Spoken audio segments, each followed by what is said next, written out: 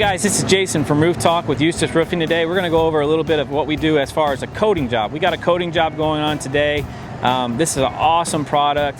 We got warranties as much as 18 years on this, but it's a step-by-step process. So we want to go through some of that today to show you what you got to do to get that 18-year warranty, or what you got to do to get a good roof where you don't have to pay for a full replacement. There's some roofs that you can't do this on, but a majority of them you can. Save yourself some serious money and also save you money on your electric bill. It's very reflective. So we're going to go through those steps today and show you what that's like. This is one of the steps that we're going to do today. We're putting a fabric on the whole roof.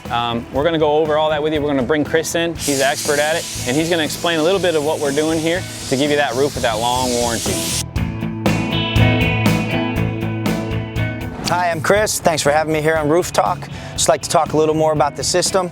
It's all in the prep work. This was cleaned with an industrial roof cleaner to start, and then it was primed with a primer to hold all the granules in place and to prep our surface for really, really good adhesion. We've come with a base coat and a fabric, and we've reinforced every seam, and now that's cured overnight. This is the following day.